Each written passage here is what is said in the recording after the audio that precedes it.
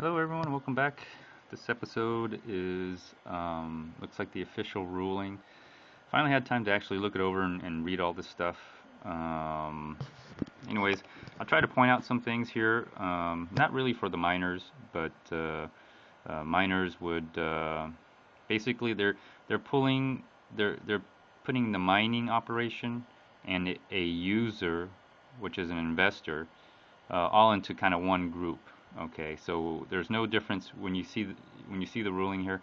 Um, they say mining, and they're talking also about investors because whether you buy a mining rig or you buy a Bitcoin, obviously from somebody, and that somebody eventually, all Bitcoins come from mining. Okay, so they pulled everyone who just deals with Bitcoin under mining operations. Okay, so it gets a little tricky here. I'm going to try to highlight something. Now they already established. I already established in a previous episode where they got the guidelines as a user and a miner. A mining, someone who mines and a user are categorized under the same thing. So whether you mine or you buy um, bitcoins, you're a user. Ultimately, you're both users. Okay, so it doesn't really matter. But where I want to really, well, they do make some distinctions, but pretty much are one and the same. Okay, and so let me see where they're talking about. Um, okay, they're talking about different things here. They mention exchanger, administrator, and user.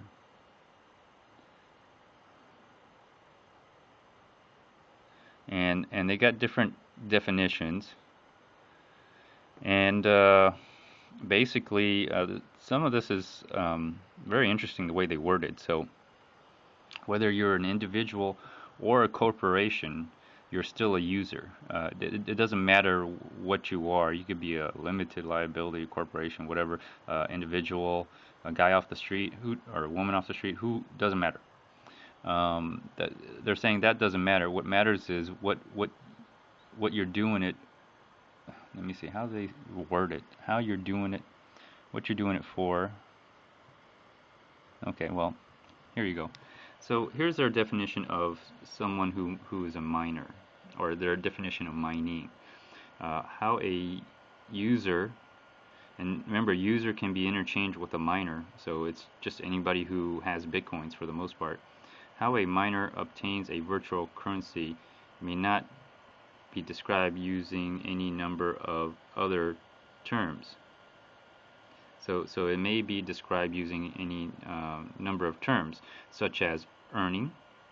So you worked for it, or whatever, you did your trades and you have your earnings for the rest of the year, or whatever. Harvesting could be another word. Mining, actual mining, creating, auto-generating, manufacturing, or purchasing.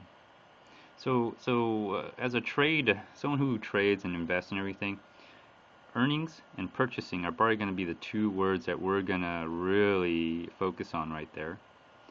And but this is all considered, depending on the details of the Pacific virtual currency model involved. So depending on how we mined, like I told you, I think I described the way I mine for bitcoins is I complete transactions either at the exchange or um, in the real world, and that's how I mine existing bitcoins. Um, you can also see here creating, harvesting, generating, manufacturing. These are more in the line of people who have the mining rigs, but earning and purchasing is something that I'm more interested in because these are the things how I mine my bitcoins.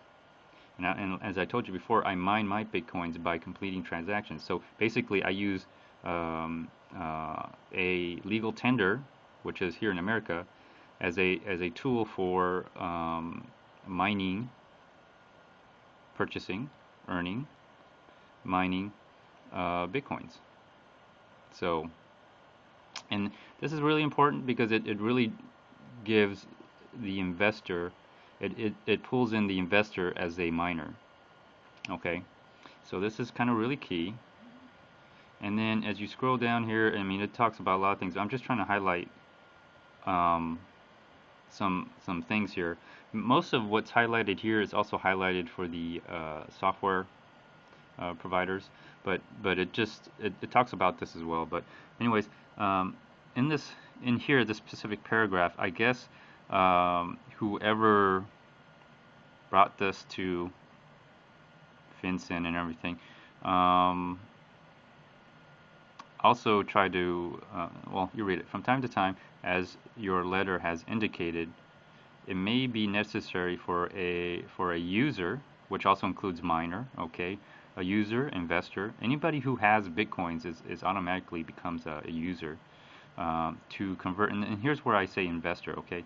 For a user to convert bitcoins that it has mined. And remember, mine may mean purchase or earned, okay? So has mined into a real currency or another convertible virtual currency, either because the seller of the goods or service the user wishes to purchase will not accept Bitcoin, because after all, Bitcoin's not a legal tender, or because the user wishes to diversify, okay, diversify currency holdings in anticipation of future needs or for the user's own investment purpose, okay?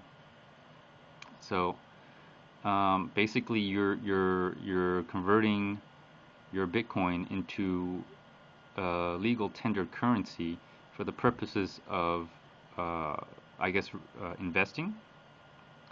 So obviously it says it's user's own investment. So for my own investment, since I'm doing this for me, yeah, it's going to be for my own investment. Also, let me see, or let me see, or wishes to diversify currency holdings in anticipation of future needs for the user's own investment. So, you know, basically, what you're doing exactly at the exchange, but except you're doing it in real life. So you have at the exchange, you have money, and then you have your Bitcoin, and then you're just buying and selling. So long and short, long and short. I'm not moving the screen; my fingers are doing all that. But so that's kind of what you're doing in the real world, and I guess that's what it's saying here. And as let me see, such as a convert. Let me see, anticipation of future needs or for its own. So you're just converting holdings in anticipation for any future needs.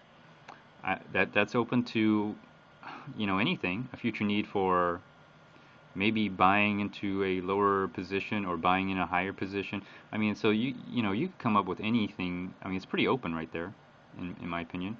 For the user's own investment purpose, I understand such a conversion transaction.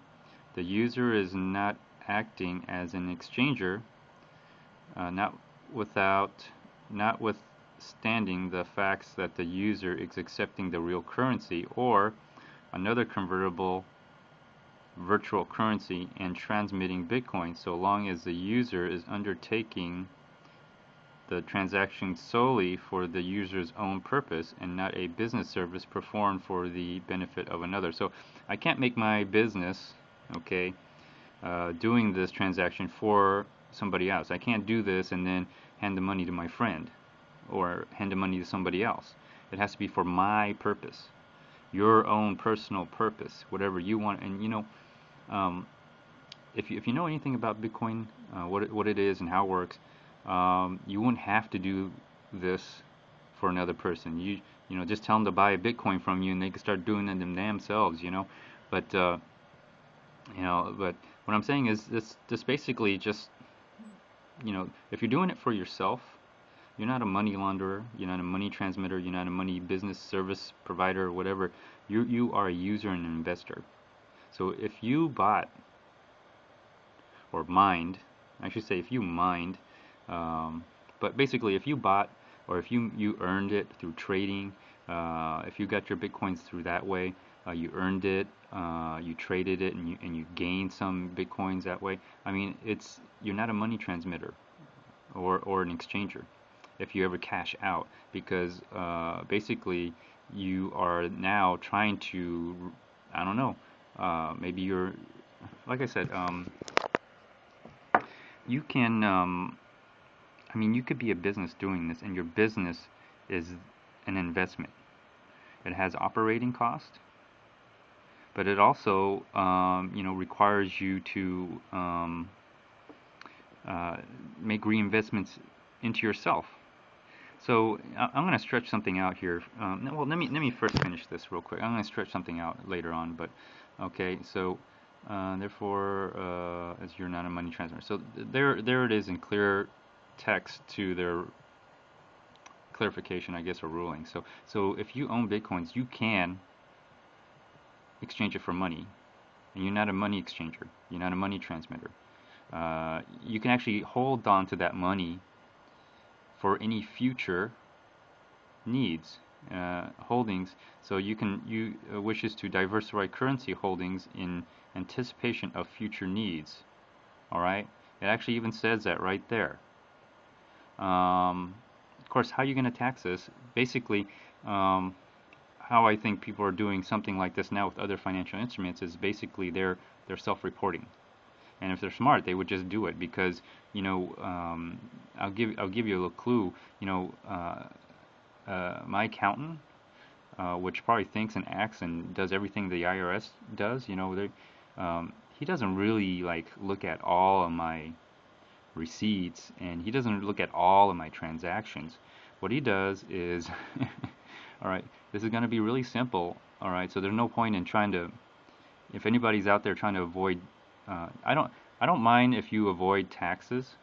There's a difference between tax avoidance and tax evasion. Okay, if you can avoid paying taxes by holding on to your stock a little bit longer, that's legal. That's perfectly fine. If you can avoid paying taxes by taking the gains of your wages and putting into an IRA and or a 401k, that's perfectly legal.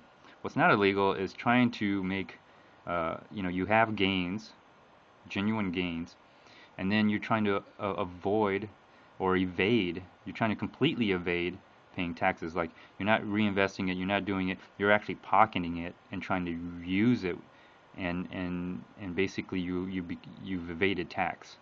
Now there's a difference. That's actually I don't know if that's against the law. I don't know if there's any law on that, but I'm not a tax law person. I'm not a tax professional. I'm just speaking through my own experience, how I my own experience. Okay. So, anyways, I wonder if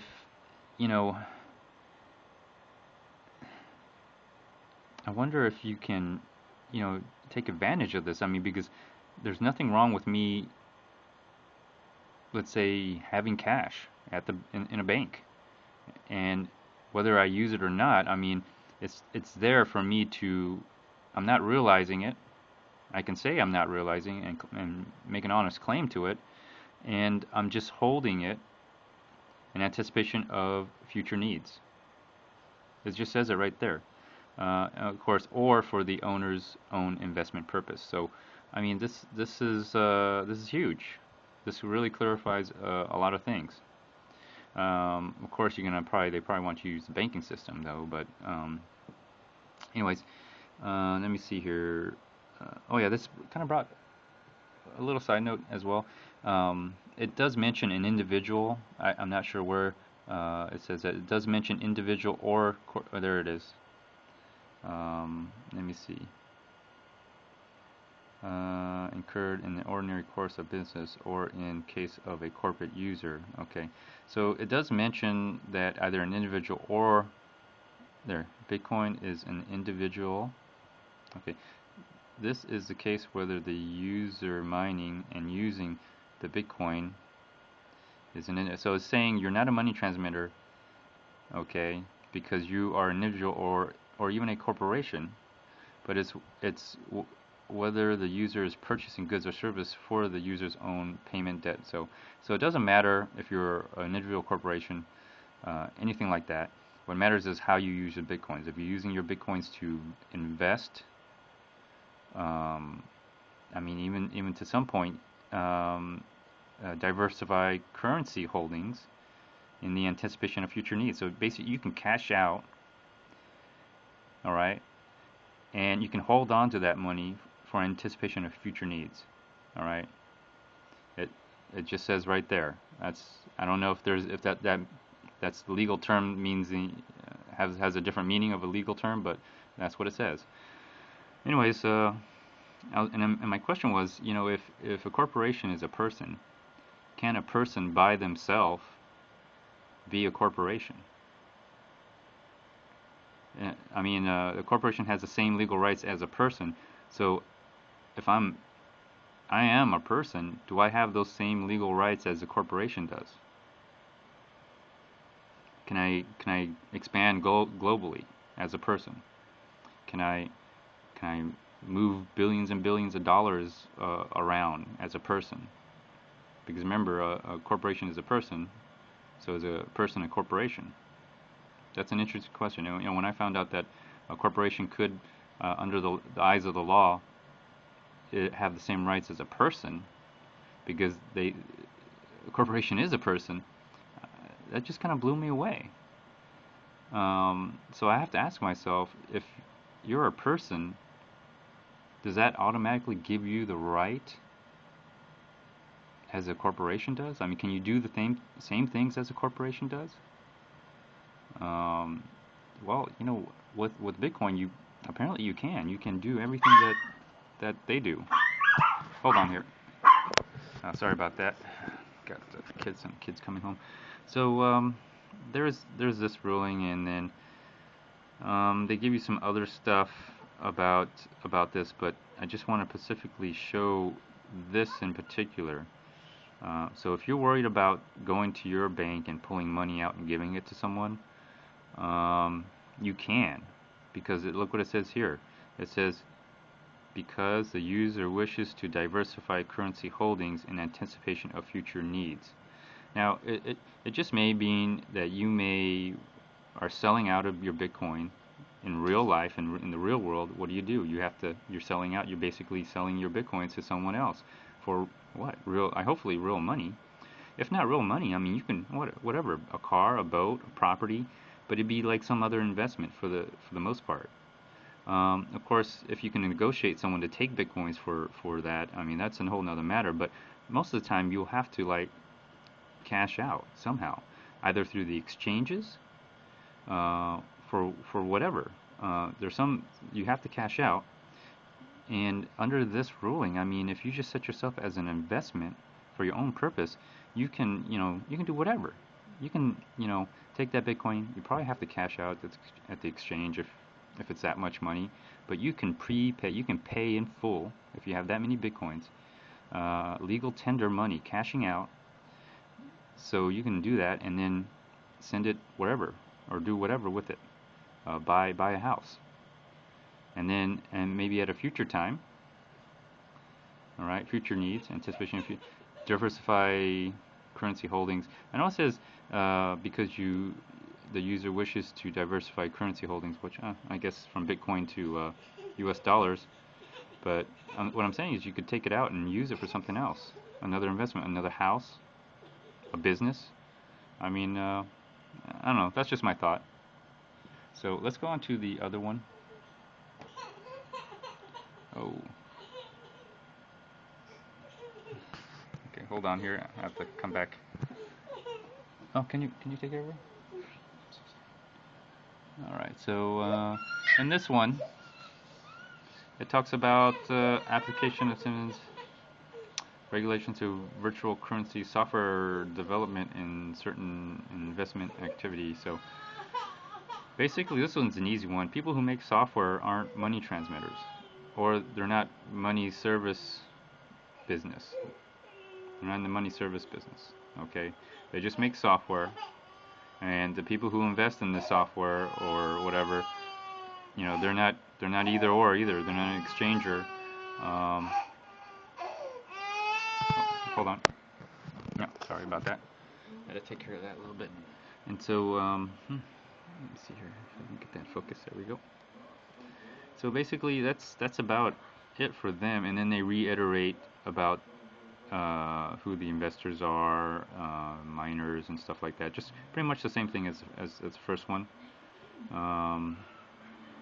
So it's not. It's kind of made it clear. I'm not worried about this.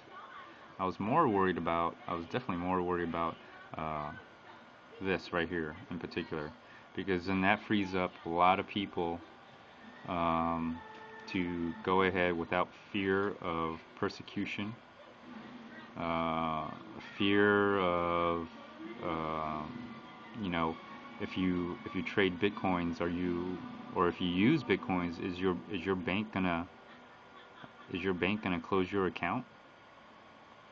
So this relieves a lot of uh, fear, and I think it's gonna be good for Bitcoin here. So very good for Bitcoin, very good for me, because I see a lot of opportunities here. So this concludes this episode. I'm not going to do any charts.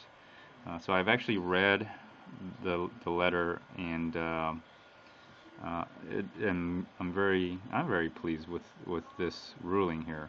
It's going to open up a lot of things for what I think I can do with it. I don't know what other regulators are going to do, but considering this is the main body of regulator who's gonna, if they made this ruling, most likely others will follow suit in similar fashion. So, anyways, thanks for watching. I hope this is very helpful for you. Feel free to comment, like, dislike, or even do a video response. Otherwise, please stay tuned for the next episode.